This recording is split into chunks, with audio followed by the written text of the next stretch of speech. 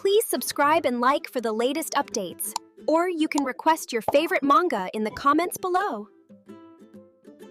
A sleek red supercar zooms by, turning heads on campus. Shen Yuan steps out, a familiar greeting sounding his name. He's clearly accustomed to this kind of attention. This is Shen Yuan, the privileged son of a prominent family, who apparently just swapped one supercar for another. His extravagant lifestyle is on full display. Even in his first year of college, Shen Yuan was already the boyfriend of a stunning second-year student, a veritable flight attendant goddess. Everyone envied his luck. With his wealth and looks, Shen Yuan was a magnet for admiration, attracting girls from all over campus who were practically lining up for him. Meanwhile, some of Shen Yuan's peers couldn't help but feel a pang of envy. They wondered if they still stood a chance with the girls he seemed to effortlessly charm. They lamented their hesitation, realizing opportunities had slipped through their fingers, and encouraged each other not to be discouraged. But all that changed abruptly. Shen Yuan's lavish and carefree life took a sudden downturn during his junior year. His family's travel agencies collapsed, leaving them with $1 million in debt. His so-called friends abandoned him, questioning their past closeness and his status. One friend even asked if Shen Yuan still thought he could call on them whenever he pleased. The fair-weather friends quickly distanced themselves, treating Shen Yuan like a pariah. With his family crammed into a rented apartment, Shen Yuan was forced to move back into a cramped college dorm. His circumstances were dire, and the future looked bleak. Just then, his girlfriend, Zhou Wanting, delivered a devastating blow. She told him their relationship was over, urging him not to contact her again and wishing him well, but hoping they'd never cross paths. Shen Yuan, stunned and heartbroken, questioned how Zhou Wanting could end their 3-year relationship so callously. Zhou Wanting dismissed his pleas, telling him to stop calling her Ting as it sounded childish, and that they should never meet again. She stated unequivocally that it would be best if they never saw each other again. As Zhou Wanting prepared to leave, Shen Yuan desperately tried to salvage something from their relationship, asking about the designer bags he had gifted her. He suggested she might not be using them anymore and asked if she could return them. Zhou Wanting was incensed, telling Shen Yuan to have some dignity after sticking with him for 3 years only for him to ask for his gifts back. She emphatically refused, saying she didn't even want the money, and then spat a venomous curse at him. Just then, a new boyfriend arrived to pick up Zhou Wanting, dismissing Shen Yuan and offering her a ride, calling her Ting. Shen Yuan noted the hypocrisy of Zhou Wanting's reaction to being called Ting by him versus her new partner. He declined the offer, stating his place was nearby. The new boyfriend, in a show of faux concern, implied he would ensure Shen Yuan got home safely, a veiled threat. Shen Yuan, despite the humiliation, politely declined the offer, assuring them he was fine and wishing them well. His ex-girlfriend, Zhou Wanting, and her new boyfriend drove off, leaving Shen Yuan to contemplate his bleak future. But then, a perfect life system suddenly activated. Shen Yuan's life used to be a whirlwind of luxury, casually swapping supercars and basking in the admiration of others. He was with Zhou Wanting, a woman everyone envied, practically a campus goddess. From inside a car, a man smugly assured his companion that Ting, likely Zhou Wanting, was in good hands, emphasizing that men should always provide the best for women. Shen Yuan's days were filled with effortless ease and indulgence, a stark contrast to what was to come. Meanwhile, in the car, the man continued to brag, detailing Zhou Wanting's intimate preferences and dismissing Shen Yuan as all talk. He was just getting to the good part. But that carefree existence shattered when his family's business collapsed, plunging him into $1 million in debt. Friends vanished like smoke, and Shen Yuan was forced to return to the cramped confines of a college dorm. Zhou Wanting, his girlfriend of 3 years, ended it all, coldly telling him they couldn't be close and wishing him well, but hoping they'd never meet again. He even tried to get back the expensive gifts he bought her, but Zhou Wanting callously refused, cursing him as she left with her new, dismissive boyfriend. As she drove away, her new boyfriend belittled Shen Yuan, sharing explicit details about Zhou Wanting, leaving Shen Yuan to reflect on her choices and his own desolate fate. He questioned Zhou Wanting's decision, wondering if she truly believed she was heading for a perfect life. Suddenly, a strange interface appeared before him, displaying loading information. His personal stats flashed on screen: Shen Yuan, 21 years old, 182 centimeters, 72 kilograms, with a paltry 87 yen in wealth and 72 health. His mind reeled. A perfect life system had loaded, explaining that a perfect life needed not just money but also the admiration of the opposite sex. A time-limited task activated: spend money on someone with high affinity. He dismissed it as a hallucination, a consequence of his despair. But then, a familiar face appeared, Counselor Li Xiao, with a clear indicator above her head. Li Xiao, host affinity level 65. The numbers and notes floating over Professor Li's head confirmed it. The perfect life system wasn't a hallucination, it was real. He confided in Professor Li, telling her he was fine, though his mind raced with the system's implications. He felt he had an edge now. Professor Li inquired about a scholarship, but Shen Yuan dismissed it, stating a few thousand yuan was nothing compared to his family's debts and that it should go to someone more deserving. Professor Li offered her continued support, reminding him to come to her if he ever had issues, even love troubles. Shen Yuan realized Professor Li met the system's criteria. He wondered if he could really get a multiplied refund. He decided to test it. He offered to buy Professor Li a milk tea. As he handed her the drink, he noted the transaction details. The initial balance was 87 yen, minus 6 yen for the tea, leaving 81 yen. Then, a system income of 18 yen arrived, bringing his balance to 99 yen. The multiplied refund was real. A notification confirmed the 18 yen deposit. He marveled at the system's effectiveness, realizing that as long as Professor Li's affinity remained above 60, he could repeatedly spend and receive system refunds. This was his chance. His one shot to pay off his family's crippling debts. He just needed to play his cards right. He looked at his phone, the transaction details glowing, and a plan began to form in his mind. This was his chance to pay off his family's debts. He just needed to play his cards right. Shen Yuan envisioned his family's fortune not just restored, but soaring to unprecedented heights, with him once again at the pinnacle of his former glory. He pictured himself reclaiming his old life, perhaps even surpassing it.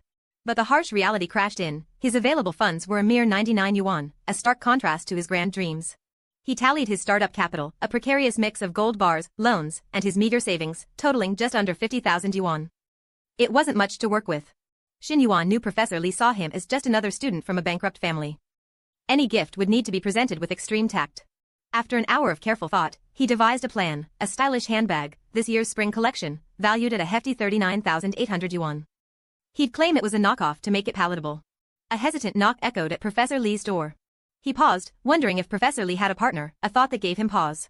Professor Li opened the door, surprised to see him, and inquired about his presence. Shen Yuan apologized for the intrusion, asking if she was cooking and if she needed anything. He expressed his heartfelt gratitude for her unwavering support over the years, calling it precious and warm, and presented the bag as a small token of his appreciation. Professor Li immediately sensed the bag's value and tried to refuse, reminding him that she was his professor and her support was simply part of her job. Shen Yuan insisted it was a knockoff, costing only 200 yuan, and emphasized that given his family's situation, he couldn't afford anything more, but felt compelled to thank her. He reiterated that the bag wasn't worth much, but was a sincere token of his gratitude, urging her to accept it. Professor Li, seeing his earnestness, felt she couldn't refuse without hurting him further. She agreed to accept it for now, promising to return the favor later. Suddenly, a sharp cry of alarm shattered the moment. Her stir-fry was burning. Professor Li invited Shen Yuan to stay for dinner, mentioning she was fine as long as her boyfriend didn't have an issue with it, all while secretly thinking about how staying close boosted affinity and potential refunds. A notification chimed. 119,400 yuan had been deposited into his account, bringing his balance to 120,200 yuan. The money had arrived. The 39,800 yuan bag, with its triple refund, amounted to 119,400 yuan. After accounting for the initial cost, he had made nearly 80,000 yuan in profit. He mused that while he'd spent that much before, earning it himself was a completely new experience. Standing atop a rocky outcrop with arms outstretched, Shen Yuan felt an overwhelming sense of triumph. This was youth, this was victory, and it was all his own doing.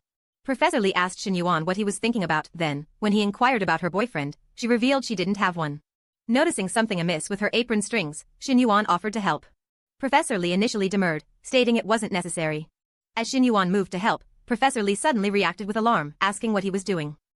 Professor Li, dressed sharply, stands by a suitcase, a poised figure. Her younger sister, Li Meng, appears, flustered and quick to dismiss any suggestion of impropriety. Professor Li calls out to Shen Yuan, chiding him for being late and then introduces her sister. Li Meng offers a shy, almost hesitant greeting. She quickly claims to not be feeling well, an obvious attempt to cut the interaction short. Shen Yuan, sensing the awkwardness, tries to excuse himself, saying he's already eaten and needs to return to his dorm. Li Meng, however, calls him out, suspicious of his intentions. Li Meng's accusation hangs in the air. Professor Li playfully scolds her sister for her assumptions, then teases Shen Yuan about being cheeky and trying to win her over. Shen Yuan retreats, the playful banter echoing as he considers his next move. He wonders who to spend money on, weighing the student-professor dynamic against Professor Li's apparent lack of financial motivation. He contrasts Professor Li's character with his ex-girlfriend, Zhou Wanting, whom he knows is solely driven by money. Suddenly, his roommate, Lao Huang, bursts in, distraught. He wails that his crush, Fang Minhui, went to the movies with Li Zhongping. Lao Huang, Shen Yuan's roommate, is introduced, his distress palpable. Fang Minhui, the object of Lao Huang's affections, is identified as a popular sophomore.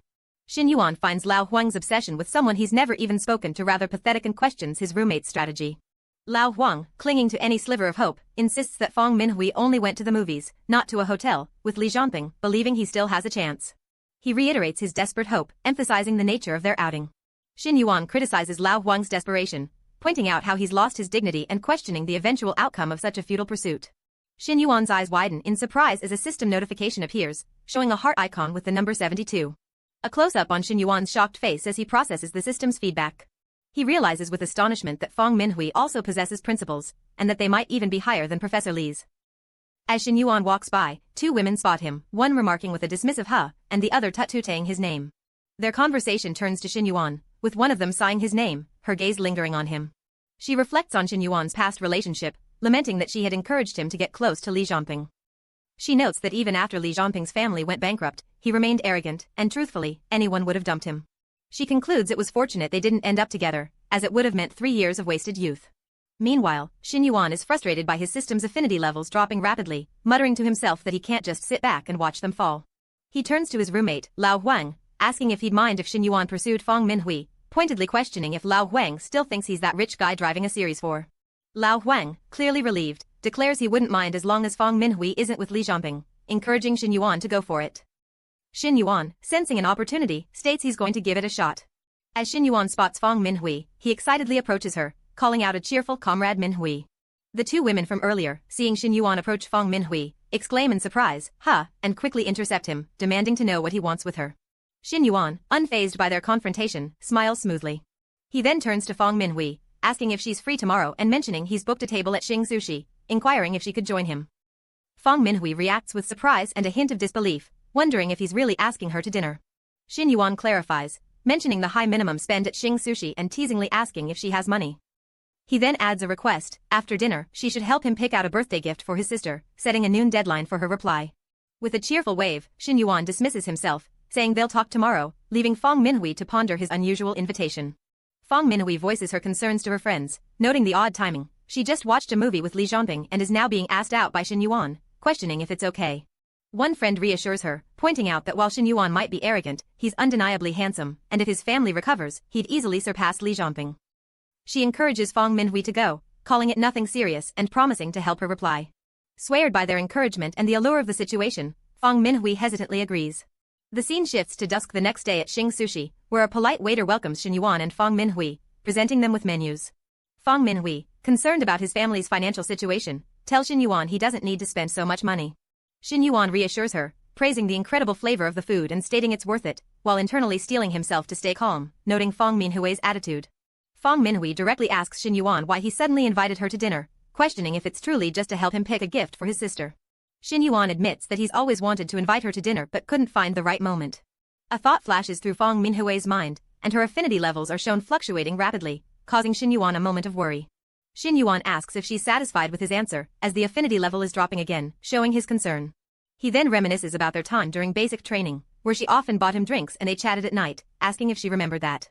Feng Minhui is surprised he remembers, exclaiming in disbelief that he still recalls that night, and her affinity levels begin to rise again. Shen Yuan's mind raced with the numbers, a secret thrill of accomplishment coursing through him. He maintained his composure as the bill was presented, a hefty 2,920 yuan, reduced to 2,774 with a member's discount. The reality of the expense settled in, a significant blow to his meager 3,000 yuan monthly budget. He acknowledged the steep price, knowing this meal had taken a huge chunk out of his earnings, but the slight increase in Feng Minhui's affinity was a small solace.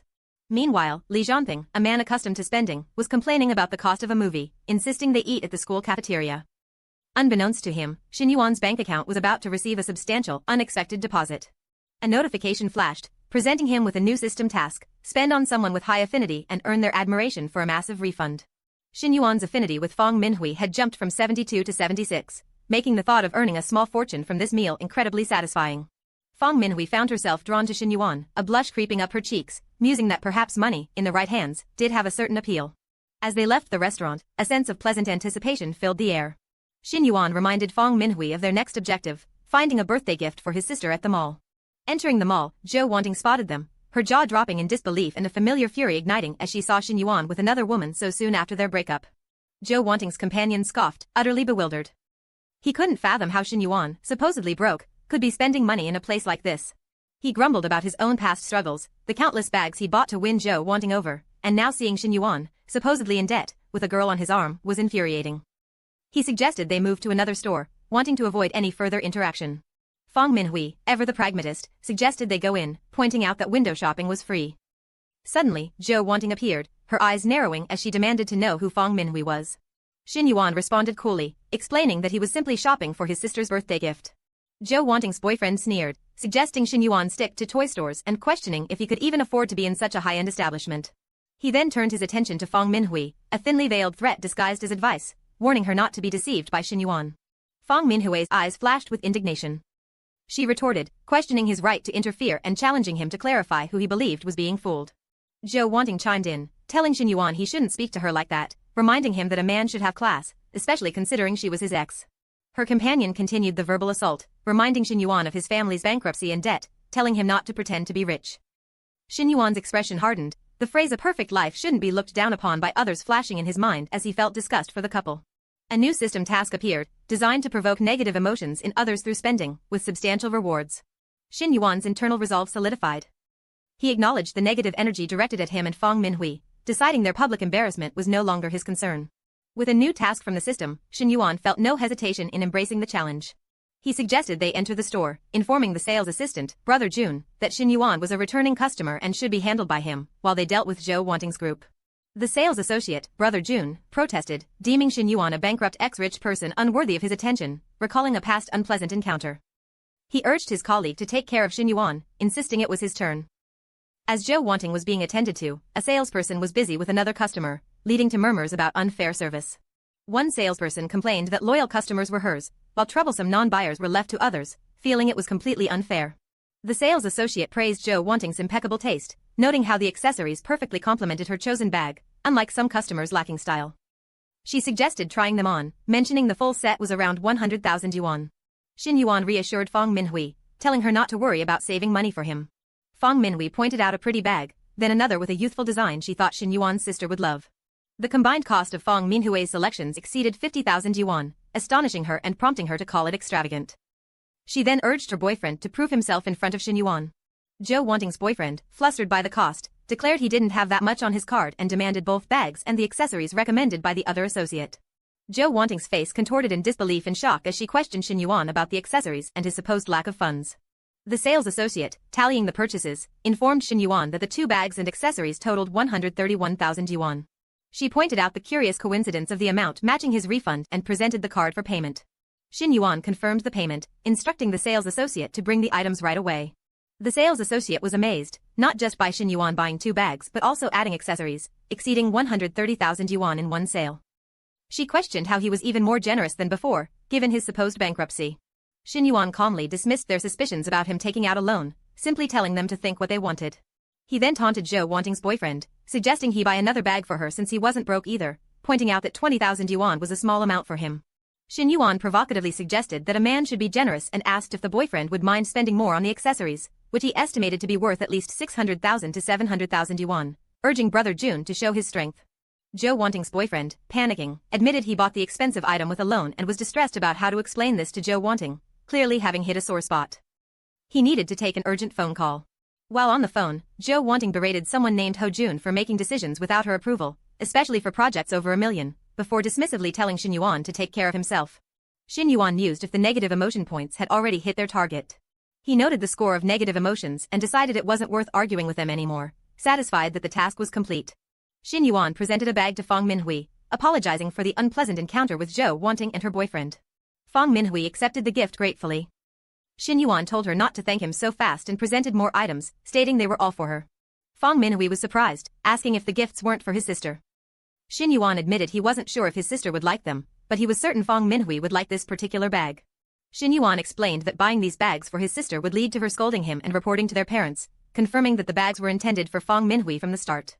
He wanted her to take them so he could get the refund, worried about giving her a bad impression. Shen Yuan was concerned that gifting so much to Fang Minhui might give her the impression he was still financially reckless.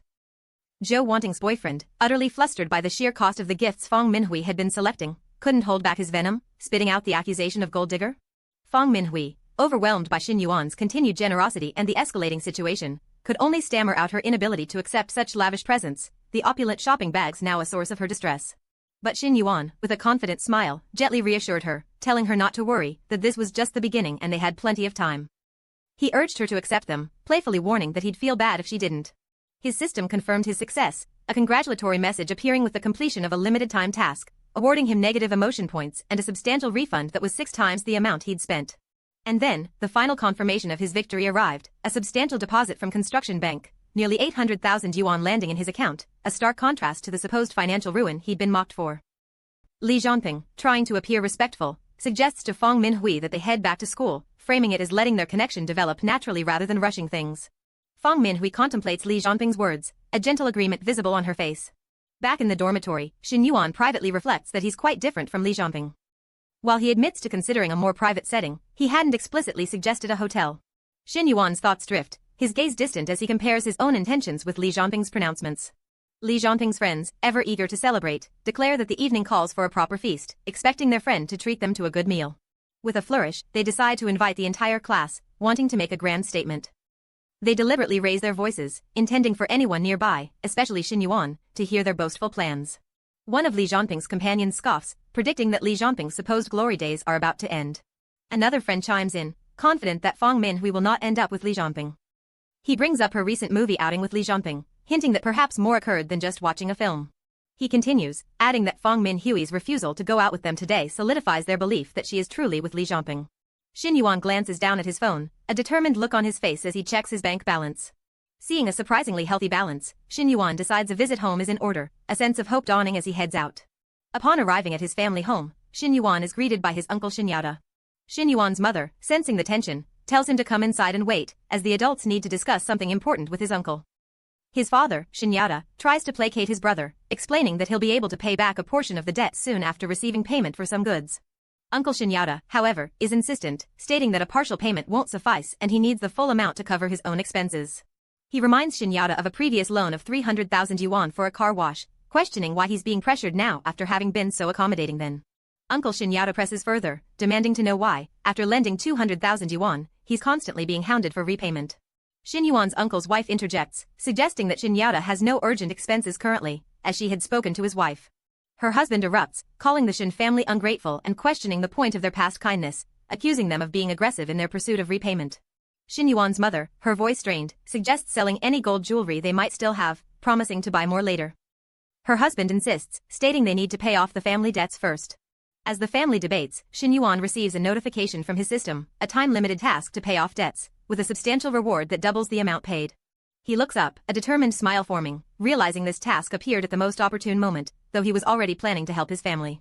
Shen Yuan's mother sadly presents a box of jewelry, explaining that no matter how difficult things were, she never sold them, and now they can be used to settle the debts. She then remembers that 2 gold rings seem to be missing, recalling a time in college when she'd sold them to help him out. Shen Yuan, overhearing this, is taken aback, his expression shifting to one of shock and guilt as he remembers his past actions. Shen Yuan announces to his parents that he has money, but his father dismisses it as a joke and tells him to use it for the cafeteria card, given the current situation. Flustered but resolute, Shen Yuan tries to convince his father he has money, pointing to the sound of a transfer as proof, his cheeks flushing with the effort. His parents stare in shock at the phone screen, eyes wide at the 200,000 yuan transfer. Shen Yuan quickly explains it was a cryptocurrency investment, a friend's advice to hold for growth, and he'd recently cashed out. Shen Yuan pauses, hoping his story about allowance and investment would be believable enough to smooth things over. Overcome with relief, his father exclaims their son has bailed them out, his mother mirroring his joy. Shen Yuan's father declares they'll pay off the debt first and then deals with that problem. He turns to his son, Yada, confirming the debt is cleared. Uncle Shen, his demeanor cold and sharp, tells Shen Yuan's family to leave now that the money is secured, adding that their families should have minimal contact going forward. Shen Yuan's father, taken aback by the harshness, mutters a hesitant protest to his sister-in-law. Uncle Shen's wife, her face a mask of fury, angrily reiterates they should leave, emphasizing they were told to get out. Uncle Shen wonders how his cousin's family, who owed nearly 100 million, managed to pay everything back so quickly. His wife speculates if Shen Yuan's family has started a new, profitable business, wondering if they're about to prosper again. Shen Yuan reflects on the unpleasant encounter, regretting his presence, as system notifications flash, confirming the completion of the debt payment objective and showing a significant increase in his bank balance. He checks his phone, realizing his net worth has already surpassed 1 million yuan, excluding the amount set aside for a car. He's thrilled about helping his parents and receiving such a large reward, but acknowledges a long way to go to fully settle the family's debts. Shen Yuan considers his options, concluding that giving all his current savings to his father wouldn't be enough and that the best strategy is to use his capital to generate more wealth. He calculates that the most he can offer his father right now is 200,000 yuan and asks if they urgently need it.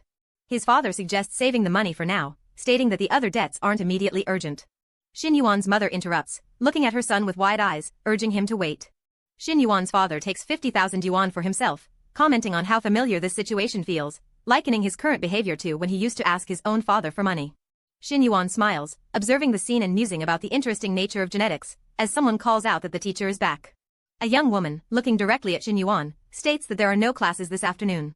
Shen Yuan learns that his afternoon classes have been cancelled. Li Meng, smiling, asks Shen Yuan if he's free tonight, wanting to invite him to dinner as a way to return his previous invitation. Another woman, looking intently at Li Meng, remarks that the teacher's sister is like her nemesis. Shen Yuan, with a nervous smile and a hint of sweat, quickly declines Li Meng's offer, citing a sudden prior commitment and suggesting they postpone dinner. He quickly makes his exit, leaving Li Meng and her friend behind. One of Li Meng's friends, looking back at Shen Yuan, tells her that she was right about him having bad intentions. Fang Minhui confided to a friend that while a casual dinner was acceptable, she wouldn't want any further intentions imposed on her, preferring things to develop naturally. Someone found Fang Minhui incredibly captivating. Shen Yuan found himself reminiscing about a past, comfortable drive with the air conditioning on, the memory offering a soothing sense of relaxation. He then considered his dedicated car fund, realizing that not utilizing it would be a disservice to the system that provided it. Shen Yuan invited Fang Minhui to check out cars that afternoon, and she readily agreed, mentioning her classes were cancelled. Meanwhile, their friends excitedly speculated about their relationship's progress, teasing them about picking out a car together and asking if they planned to return to the dorm later. Blushing, Fang Minhui playfully brushed off their teasing, insisting that they weren't together yet.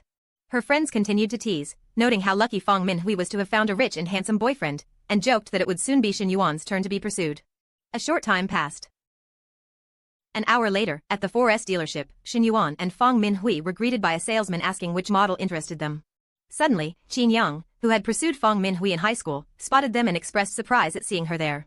Fang Minhui recognized him as Senior Qin, recalling his past pursuit. Qin Yang, clearly taken aback, asked Fang Minhui who Shen Yuan was, and Shen Yuan introduced himself as her classmate. Qin Yang, now acting as a salesman, acknowledged Shen Yuan and politely asked if they were there to look at cars and which one they were interested in. Shen Yuan and Fang Minhui approached a car. They expressed their interest in seeing the M9, and the salesman directed them to the display model, suggesting they could look and even sit inside. The salesman informed them the base M9 cost 500,000 yuan, exceeding 600,000 with all fees. Meanwhile, Qin Yang, observing Shen Yuan's plain attire, scoffed inwardly, questioning why he'd bring a girl to a dealership if he couldn't afford anything. Qin Yang boasted about his own success as an elite salesman, earning over 10,000 yuan monthly and driving a 200,000 yuan Accord, believing himself to be a more realistic choice for girls. He then tried to ask Fang Minhui out, suggesting they catch up if she was free that night.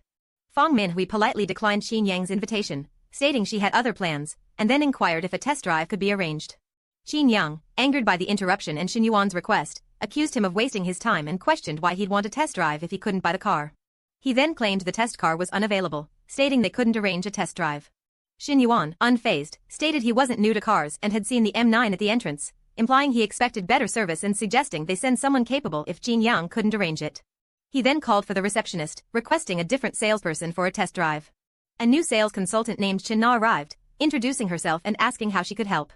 Shen Yuan gave a thoughtful hum, preparing to continue his interaction with the new salesperson. Chen Na, one of the sales staff, inwardly grumbled about the absurdity of a student claiming he wanted to test drive an M9. She doubted he could afford it and suspected he was just trying to impress his girlfriend. She tried to engage Shen Yuan with the car's autonomous driving features, dismissing him internally as someone trying to show off, like many others she'd encountered. Despite Shen Yuan's handsome appearance, Chen Na couldn't help but recall industry gossip about salesgirls compromising their integrity to meet targets, a thought that crossed her mind as she observed him. Shen Yuan, seemingly unfazed by her scrutiny, was asked about his familiarity with the car's specifications and his budget. He then directly asked if any units were available, stating his desire to take the car home that very day, leaving Chen Na bewildered by his decisiveness. Chen Na was taken aback by his eagerness, contrasting it with clients who usually needed multiple visits before committing, and she wondered why Qin Yang had given up on him. She explained that while no units were immediately available, another client had recently cancelled an order, and the M9 could be brought to the store within a week. Shen Yuan readily agreed, confirming he would place the order that day, committing an astonishing sum of over 600,000 yuan without hesitation, making Chen Na ponder if he was a legendary angel client or had other motives. Chen Na invited him to sit while she fetched the contract, asking a colleague about Shen Yuan's intentions and his willingness to proceed with the purchase.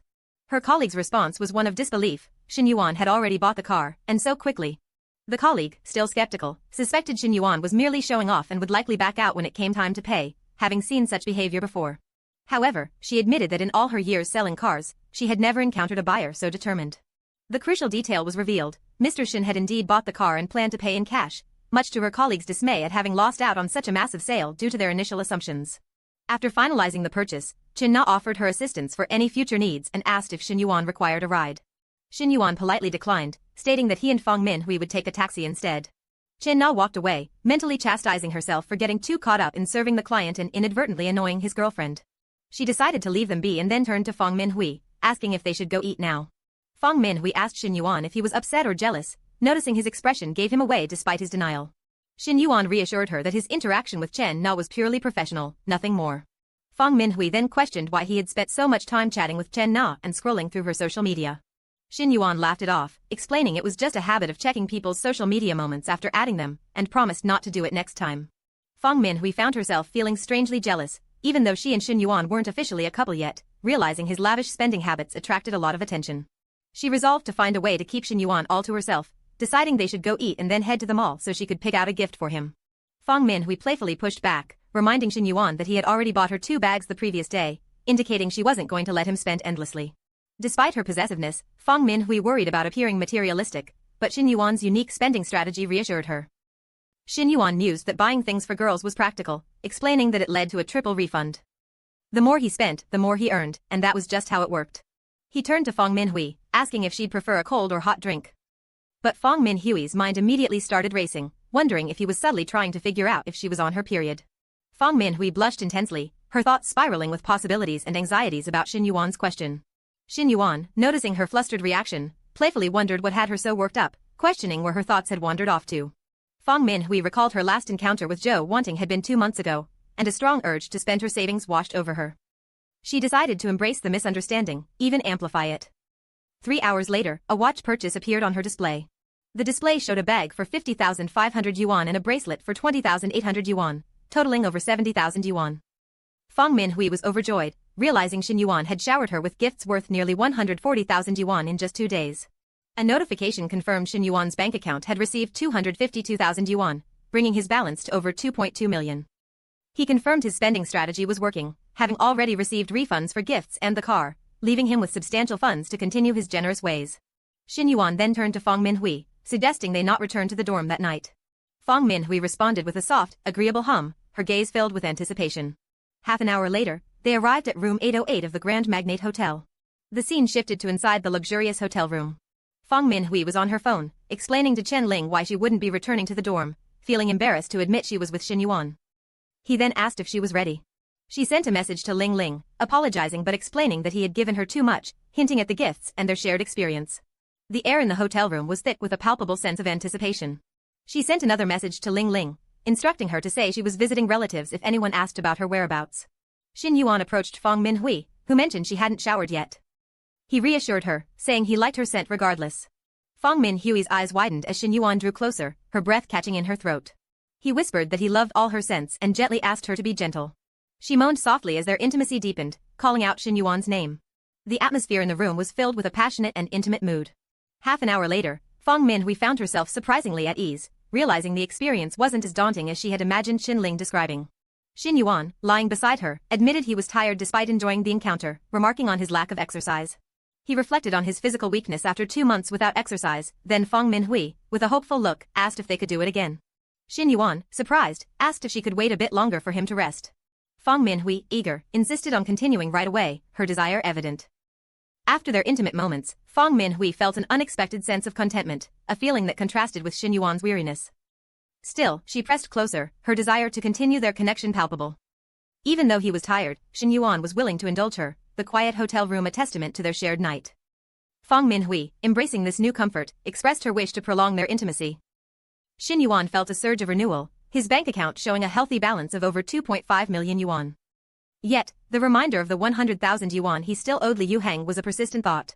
He remembered how his so-called friends had abandoned him during his family's financial downfall, while Li Yuhang had been a steadfast ally. A message then popped up, asking if he was attending a class dinner. Li Zhanping, who had apparently just bought a flashy new car, seemed to be behind the class dinner. Shen Yuan debated attending, seeing it as a platform for Li Zhanping's ostentatious display, but also a way to avoid losing the class fee. He decided against it, deeming it a waste of time. Just then, Li Yuhang messaged him, inviting him for dinner and drinks. A new, urgent task appeared, invest 1 million yuan within a week, with the reward of doubling all future commercial income. This seemed like the perfect opportunity to legitimize his newfound wealth and establish a stable income stream. He mused about the possibility of investing in Li Yuhang's bar, which was currently undergoing renovations. Li Yuhang sent another message, inviting Shen Yuan out for dinner and drinks. Shen Yuan replied, asking for the location and promising to join. At the Dragon Lounge, Lin Guangyao and Xie Haijie were already present, waiting for the other important guests to arrive. Zhao Zhenggang assured them that the important people were on their way and to help themselves to refreshments, adding that Shen Yuan would be arriving soon. Someone in the group questioned Shen Yuan's invitation, recalling rumors of his family's bankruptcy and his absence from their social circle. Li Yuhang, who was covering the tab, defended his invitation, stating that Shen Yuan was his lifelong friend and that they should wait if he said so. A woman playfully teased Brother Yao about his affections, while another inquired about the whereabouts of Shen Yuan's cousin's girlfriend, who was supposedly on her way. One guest boasted about his family's support for Shen Yuan's cousin's family, implying they were the only reason they were present at the gathering. He then described the cousin's girlfriend as an office temptation, hinting at his own interest, especially since they weren't married yet. Shen Yuan finally arrived, apologizing for keeping everyone waiting. The atmosphere grew tense as questions arose about his tardiness, with Shen Yuan attributing it to heavy traffic and a detour taken by his Didi driver. His explanation was met with disbelief and sarcastic remarks about his choice of transportation, contrasting it with the luxury cars everyone else had arrived in. They pointed out the irony of him complaining about traffic when he had a personal driver, all while he insisted he was late due to rush hour. Chen Na, Shen Yuan's cousin's girlfriend, arrived, apologizing for her own delay due to traffic. Shen Yuan's cousin's friend proudly introduced Chen Na as a sales representative at a 4S dealership, suggesting she could be a contact for anyone looking to buy a car, while also subtly boasting about her attractiveness. The friend continued to brag about Chen Na's beauty, and then, to Shen Yuan's surprise, someone recognized him from his recent car purchase, though he acted as if they were meeting for the first time. The acquaintance decided to play along, pretending it was their first meeting rather than acknowledging Shen Yuan's recent purchase and presence. 40 minutes later, Li Yuhang addressed the group, announcing his plan to upgrade his bar and inviting his friends to invest. He proposed a 30% stake for an investment of around 700,000 yuan, eagerly asking for their thoughts and ready for the unfolding drama. Someone scoffed, pointing out that Li Xiao's family was wealthy, so why would he need others to invest 700,000 yuan? They suspected his father had cut him off after previous failed investments, making it impossible for them to participate without saving for 2 years. Another chimed in, stating they were there to eat, not to invest, and that anyone speaking up now would be a fool, as it wasn't Li Xiao's usual style. Li Yuhang felt a pang of bitterness, realizing how these people had always taken advantage of him for food and drinks, always leaving him to foot the bill. He thought about how they never hesitated to ask for money when they needed it, yet now, when Shen Yuan was struggling, they all acted as if they were invisible. Li Yuhang looked around the room, a hint of sarcasm in his voice, asking if everyone had gone silent after dinner and if anyone could at least say something. One of the guests agreed with Li Yuhang, suggesting they weren't at the stage of needing investments yet. He proposed that if it was just a liquidity issue, they could all chip in a few thousand to help get the place open, and Li Yuhang could pay them back later. He reasoned that becoming partners halfway wouldn't be fair and would mean Li Yuhang would lose out.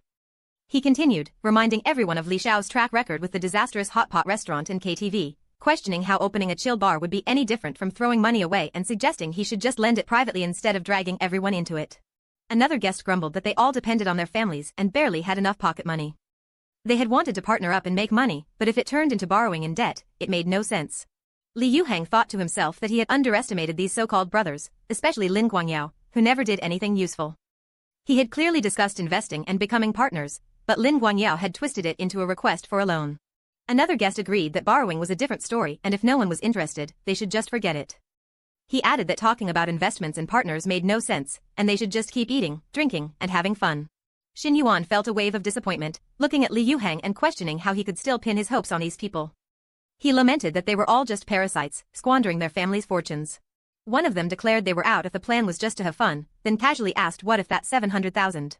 Shen Yuan was startled, questioning if the speaker was suggesting he invest it. He then turned to the speaker, who laughed it off, reminding him they weren't strangers and he shouldn't joke like that. Someone else chimed in, agreeing that showing off made no sense. A patronizing voice suggested Shen Yuan go to the bathroom, wash his face, and clear his head, as Li Xiao wasn't in the mood to put up with his nonsense. Another man, trying to sound wise, advised Shen Yuan that he was older and had more experience, implying that Shen Yuan needed to act according to his capabilities and not just talk without substance. Then, someone brought up Shen Yuan's recent car purchase, questioning why everyone thought he was showing off by wanting to invest 700,000 yuan when he had just bought a 600,000 yuan car. They pondered if it was normal for someone with that buying power to invest such an amount, though admitting it would be problematic for an outsider to suddenly defend him. Chen Na, seeing the tension, wondered what she should do. Shen Yuan, with a determined look, announced that he had already transferred the 700,000 yuan and told Li Yuhang to check it. Li Yuhang's phone buzzed with a notification. His account had received 700,000 yuan. He looked at Shen Yuan, bewildered, and asked if something had happened. Shen Yuan gestured for Li Yuhang to look for himself. Li Yuhang, shocked, stared at the amount of Shen Yuan's transfer, exclaiming in disbelief at the number of zeros. He began to count, his eyes widening in disbelief as he confirmed it was indeed 700,000 yuan, wondering if the situation had suddenly changed. Chen Na watched the unfolding scene with a mixture of shock and intrigue. A crucial warning flashes, urging readers to visit a specific website to ensure support for the creators and their staff. The title card appears, announcing the manga adaptation of the novel. After achieving financial freedom, they offered their loyalty, with credits for the author and the creative team, followed by a question directed at Lin Xiao about a message. Lin Xiao, feeling out of place, tries to make an excuse to leave, but his cousin stops him, asking what's wrong. His cousin tells him to leave immediately, claiming his aunt and uncle are looking for him, which confuses Lin Xiao as he hasn't heard from them. Someone remarks on Lin Xiao's lack of tact, then shifts their annoyance to Shen Yuan, who, despite his wealth, took a ride-sharing service, stealing the spotlight. They also wonder why Lin Xiao's attitude suddenly changed. Another guest asks Lin Xiao what the message he received says and if they can see it. More guests begin to make excuses, citing prior commitments and leaving the gathering. One of the remaining guests expresses confusion, asking why everyone is suddenly leaving. Someone explains that everyone is departing, expressing disbelief that others knew about transfer records without even seeing the message. A shocking piece of news is revealed. Shen Yuan apparently purchased an M9 yesterday and paid in cash, leaving everyone stunned. The speaker confirms the purchase, stating they have the contract on their phone, and then scolds the person they're talking to for not acting on information about Shen Yuan's wealth sooner, implying a missed opportunity. A moment of quiet observation. Shen Yuan, having seen through Xie Haijia's true intentions, declares their association is over, expressing regret for ever meeting him. Shen Yuan tells Li Yuhang that if he'd known about his wealth, he wouldn't have bothered with the gathering, calling it a waste of money. He warns Li Yuhang about the untrustworthy guests, suggesting they are only good for superficial enjoyment. Li Yuhang, now a minority shareholder, expresses his desire to be involved in the planning, to which Shen Yuan agrees. For the next 30 minutes, they discuss the bar's decor and operations. Li Yuhang praises Shen Yuan's business acumen and vision but points out that neither of them can oversee the place daily, so they'll need to hire a manager, a suggestion Shen Yuan readily accepts. An hour later, Shen Yuan receives a message about his reserved car and asks if the dealership manager, Chen Na, is available tomorrow night to discuss specific questions about the car in person. The scene transitions to Chen Na, who appears worried about her current financial situation, stating her reliance on Min Hui and the need to expand her systems. Chen Na confirms the meeting with Shen Yuan for tomorrow night at the mall restaurant, adding a comment about her beauty and how spending money on her would not be a waste. The next day arrives, and Chen Na waits at the restaurant, wondering if she's too early. She spots someone she recognizes and questions their presence and why they're wearing a store uniform. Her boss, Zhang Xianyang, approaches, commenting that he never had the chance to flirt with her before and is glad to have the opportunity now. He dismisses his colleagues, stating he has other matters to attend to. The colleagues politely excuse themselves, informing Mr. Zhang that Shen Yuan is busy. The colleagues speculate whether Chen Na will give in to Mr. Zhang's advances, with one expressing doubt, believing Chen Na isn't that type of person. Mr. Zhang, enraged by Chen Na's rejection, becomes aggressive. Xie Haijie then appears and attacks Zhang Xianyang, leading to a chaotic scene. Chen Na and Shen Yuan witness the aftermath. Chen Na reveals her past relationship with Xie Haijie and expresses concern about her boss's reaction. She confides in Shen Yuan about her dream of opening a cafe but her lack of funds. Whispers started to circulate, some wondering if Chen Na had deliberately arranged to be seen with Zhang Xianyang, speculating about her intentions.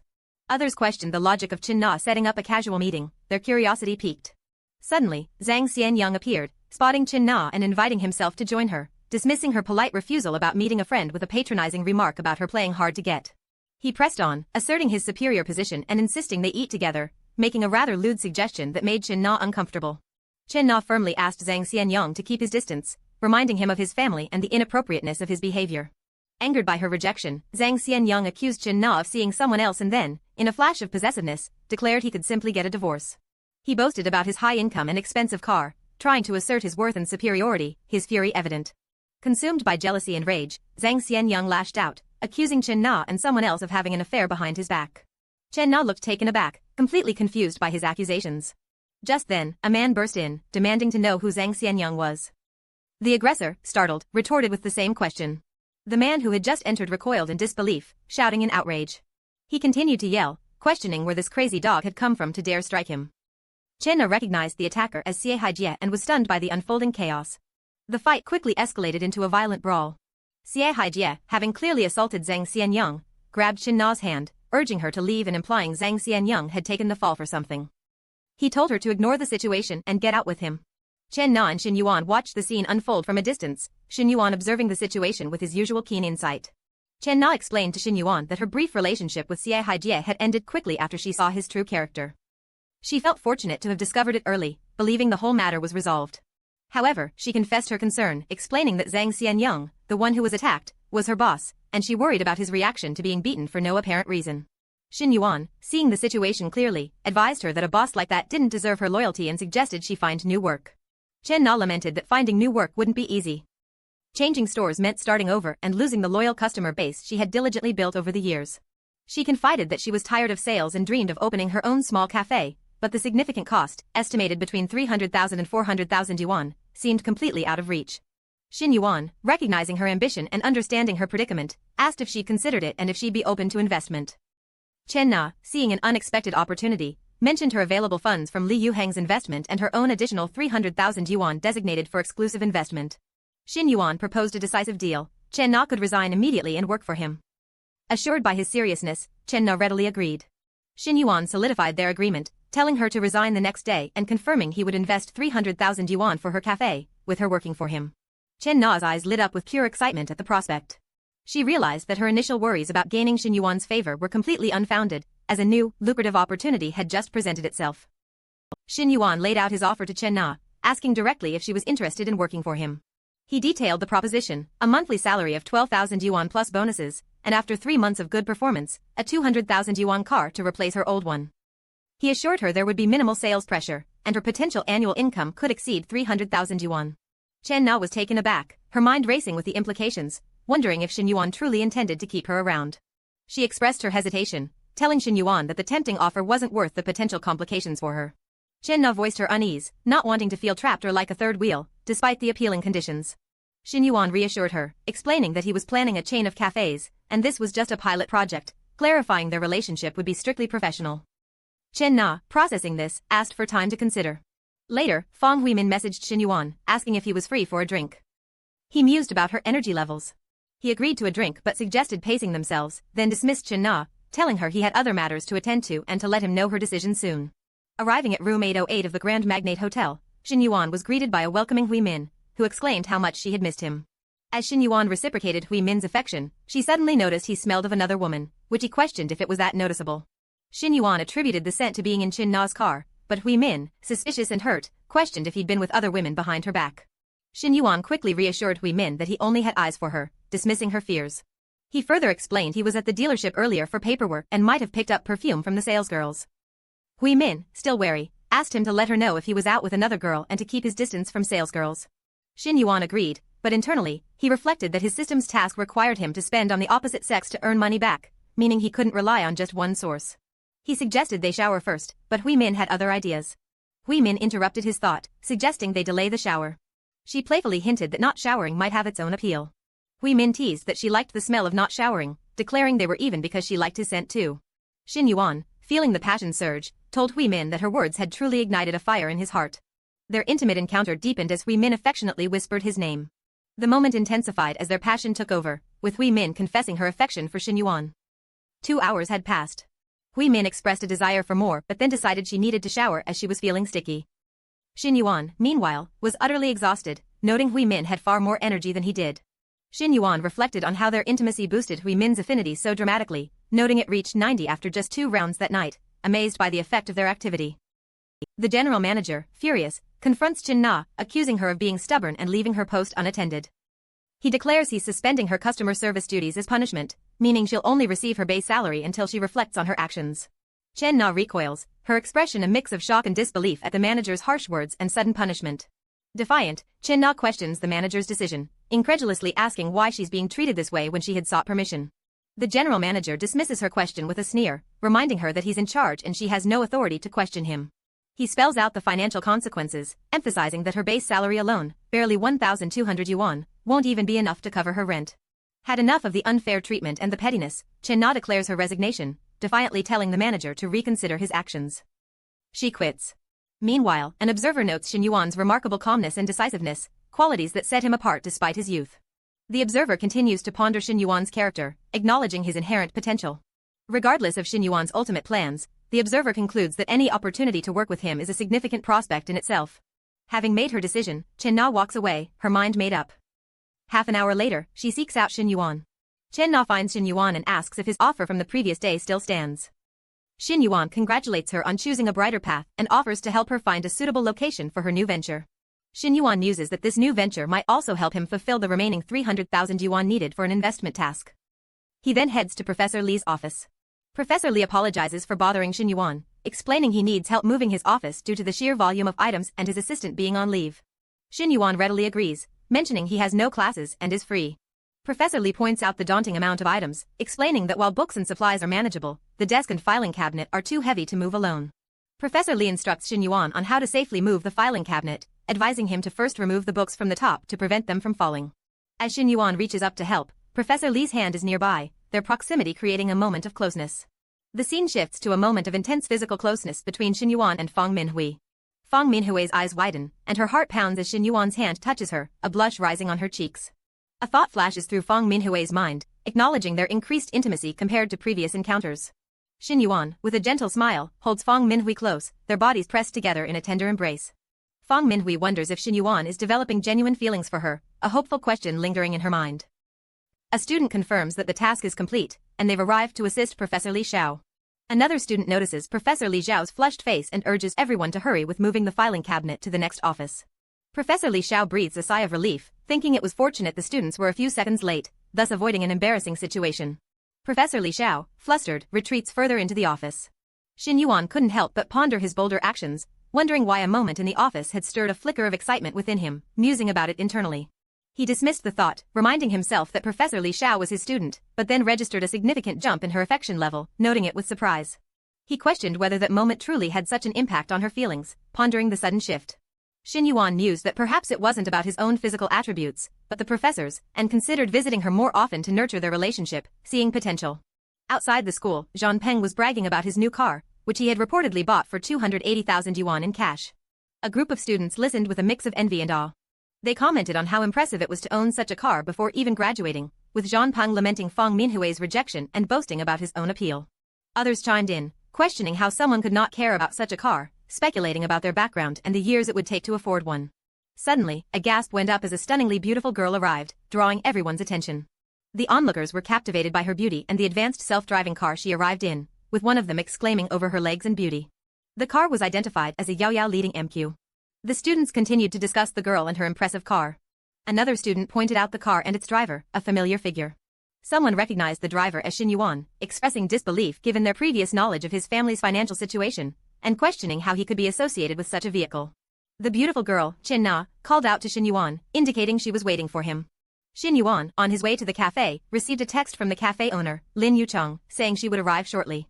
Chen Na asked Shen Yuan about the car's handling, to which he responded it was not bad. Zhang Peng nudged his friend, questioning Shen Yuan's unusual behavior and apparent connection with Chen Na. Another student remarked that Shen Yuan seemed to be moving on quickly after his previous relationship, speculating about his current situation with Chen Na. Lin Yucheng arrived, greeting Chen Na and explaining she was a bit delayed picking up her son. She commented on how young Mr. Shen looked, and he responded politely as they began their discussion about the cafe transfer. Lin Yucheng explained her difficult situation, stating that while she needed 300,000 yuan for the cafe transfer, family issues and childcare responsibilities left her with no choice but to sell quickly. Shen Yuan, having the funds available, immediately proposed an upfront offer of 250,000 yuan, clarifying that he needed to reserve the remaining 50,000 for seed capital for the business and Shen Na's initial salary. Lin Yucheng, though expecting a bit more, recognized Shen Yuan's determination and the pressing urgency of her situation, leading her to accept his offer. They quickly agreed to finalize the transfer and payment that very day, with Shen Yuan promising to transfer the 250,000 yuan immediately after they signed the agreement.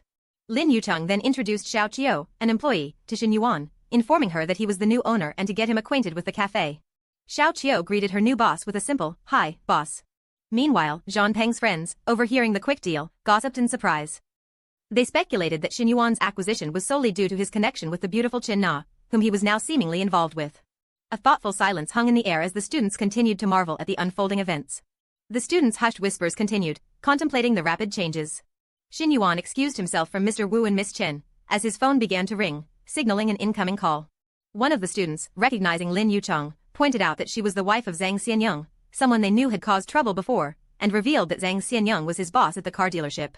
Shen Yuan, overhearing this, expressed his disgust at Zhang Xianyang's behavior, particularly his harassment of employees despite having such a beautiful wife, and vowed to expose his despicable actions. He revealed he possessed chat records of Zhang Xinyong's harassment and had planned to expose him after receiving his salary. Chen Na questioned whether they should tell Mrs. Lin, worried about hurting her, but Shen Yuan felt it wasn't appropriate. Chen Na expressed concern that Zhang Xianyong, an unemployed man with a family to support, might react drastically if exposed. Shen Yuan, however, reassured her, promising to handle Zhang Xianyong without causing her any trouble. The students continued to ponder the implications of Shen Yuan's bold statement. Chen Na informed Shen Yuan that she had successfully transferred the 250,000 yuan to Mrs. Lin and had also sent him 50,000 yuan, which covered his salary and the business's seed capital. A system notification announced Shen Yuan's successful initial investment, upgrading him to junior investor. It also initiated a new task to expand his diversified industry with 10 million yuan, promising triple income and a mysterious new industry upon completion. Shen Yuan was excited by the system's new rewards, especially the substantial sum for further investment and the intriguing mention of a mysterious industry. Meanwhile, Lin Yucheng confirmed she had received the payment and thanked Shen Yuan, wishing him well as she prepared to leave. As Lin Yucheng's hand felt soft yet firm, Shen Yuan mused about the particular charm of a wife. A warm, inviting atmosphere filled the space, hinting at a pleasant conclusion to their business dealings. The exchange concluded with pleasantries and a handshake, signifying the end of their current interaction. Shen Yuan politely agreed that they would indeed see each other again. The chapter ends with a promise of future meetings, leaving a sense of hopeful anticipation for what's to come. Shen Yuan and Chen Na found themselves in a remarkably upscale restaurant, the kind where the ambience alone whispers wealth. Chen Na, a bit taken aback, commented on the expense of the place. Shen Yuan, however, saw it as a perfect occasion, declaring it a good day to celebrate their burgeoning partnership. From somewhere unseen, a voice mused on Shen Na's captivating presence, thinking that any man worth his salt would be completely taken with her. Shen Yuan then invited Chen Na to move closer, his gaze filled with a calculated charm. He explained his investment in the cafe, a significant sum, and then brought up the ongoing monthly expenses, particularly the salaries he now had to cover. He elaborated on these financial obligations, stressing that it was time to see some return on his investment. His words painted a clear picture of his business-minded approach. Chen Na considered his words, wondering if profit was his sole motivation. She recalled Lin Yucheng's own struggles, where simply breaking even felt like a major victory. She questioned if Shen Yuan truly understood the challenges of running a business. Shen Yuan assured her he had more to offer than just financial projections, but just as he was about to continue, Chen Na noticed a waiter approaching. She subtly cautioned him, asking him to refrain from any further actions. Shen Yuan, with a playful glint in his eye, teased that the service wasn't quite that fast, implying they still had time. Chen Na's quiet protests were swept away by the sounds of the kitchen preparing their meal. 10 minutes later, a waiter confirmed that their dishes were ready. As the food arrived, Chen Na noticed someone approaching their table and quickly urged Shen Yuan to go ahead, a flicker of concern crossing her face about being seen. Shen Yuan, ever the charmer, offered Shen Na a taste of the house specialty, his actions growing more intimate as he fed her. Meanwhile, an observer watching them commented on Shen Yuan's good looks, but noted his roguish nature as his only real flaw. The observer sighed, lamenting that even with such a beautiful woman like Chen Na by his side, he still acted so casually. They concluded it was a shame he was charting his own, solitary course. 40 minutes later, the bill arrived, a substantial 2,652 yuan, with instructions to scan a code for payment. Shen Yuan, already calculating, marveled at how his system tripled the refund, netting him a cool 5,304 yuan. For him, making money was that simple.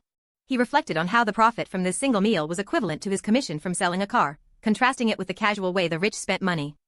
Chen Na then expressed her eagerness to return to the cafe to discuss matters with Xiao Qiu and begin working there the next day. Shen Yuan advised Chen Na against going to the cafe, explaining it was too late and she would only disturb Xiao Qiu. He suggested she rest and visit tomorrow instead. Chen Na agreed, asking Shen Yuan to drive her home. She thanked him for his help and promised to hand him a report the following day. Once at her apartment, Shen Yuan asked if he could come upstairs for some water. Chen Na hesitated, feeling it was too soon after their intimate restaurant experience, and that what had happened there was already her limit. Shen Yuan, feigning surprise, asked if there was another man present, quickly adding that he had already broken up with Xie Haijie. He pressed the issue, suggesting he'd just have water and leave. Then, with a mischievous grin, he teased Chen Na about the possibility of him staying over. Chen Na, blushing and flustered, emphatically rejected the idea, exclaiming there was absolutely no chance. A door creaked open as Shen Yuan entered Chen Na's apartment. An intimate moment unfolded between them, underscored by a sudden sound and Chen Na's shocked gasp. Breathing heavily, Chen Na questioned Shen Yuan, reminding him of his earlier claim that he was only going to have water. Shen Yuan smirked, confirming it was indeed water, but playfully implied it was a different kind of water than she was expecting. Shen Yuan stood outside Chen Na's apartment, contemplating the night that had just unfolded. He worried that Chen Na might quit her job because of him. He needed to win her forgiveness, even if it meant starting as just friends. He noticed her lights were off, so she wasn't home. He decided to leave roses at her door, a symbol of his unchanging love. He was sure that Chen Na, being so perceptive, would understand the sentiment behind the gesture. Suddenly, he heard Chen Na's voice from inside, followed by gasps. Then, a rough voice accused her of being with Zhang Xianyang, implying a betrayal. Enraged, Shen Yuan confronted the unseen person, demanding that Zhang Xianyang show himself. He recognized another voice as Xie Haijie's, questioning why her ex was involved. Shen Yuan pondered the situation, then a noise like someone knocking on the door caught his attention. Shen Yuan dismissed Chen Na's concern, insisting she was mistaken about the noise, claiming it was from the next apartment and urging her to continue. Chen Na, still a bit hesitant, asked Shen Yuan to be gentle. His response was a simple, affirmative all right. As they continued, the sounds of intimacy filled the air. Later, Shen Yuan reflected that Chen Na had been completely consumed by the experience, leaving him with no chance to impress her further. He also reminded himself to tell her to use protection. An hour passed. A breathless Chen Na asked Shen Yuan what he was doing. Shen Yuan suggested she lie down to conserve energy, boasting that his system-given stamina was endless, preventing him from stopping. He found himself surprisingly attracted to Chen Na's reserved nature, which only seemed to become more apparent in reality. The next morning, Shen Yuan awoke to the amazing aroma of toasted bread and fried eggs. He saw Chen Na preparing breakfast, a considerate act that stood in stark contrast to his hotel experiences. This kind of warmth, he mused, was something only found at home, something a hotel could never replicate. Chen Na's attentiveness deeply impressed him. He then noticed a system task appear, buy Chen Na a property of at least 100 square meters within 24 hours. The task offered substantial rewards, his purchase amount would be doubled, and he'd receive a mysterious property. Shen Yuan was thrilled, realizing the system had materialized his own idea and that the reward would likely be incredibly generous. He speculated that the mysterious property might even be a mansion, perfect for parties, and that meeting more quality women would lead to more such surprises. Meanwhile, Chen Na, already up and cooking, called out to him, informing him breakfast would be ready soon. Shen Yuan wondered what reward he'd receive if Chen Na's affection level reached 90. He then playfully asked Chen Na if there was more than just breakfast, hinting at their night together. Chen Na, flustered, suggested they have their own meals, as if questioning his intentions. Shen Yuan then proposed an astonishing idea. If she had nothing else to do, they should go buy a house, and he would gift it to her. Chen Na's reaction was one of utter shock at his sudden proposal. Shen Yuan looked at her, a confident smile on his face, embracing her as he prepared to make his grand gesture. The morning after their intimate night, Shen Yuan is touched by Chen Na's thoughtfulness as she prepares breakfast. His system then presents him with a task, to buy Chen Na property. This sparks excitement within him, seeing it as an opportunity for substantial rewards and further connections, and he impulsively suggests they go buy a house together, leaving Chen Na utterly astonished.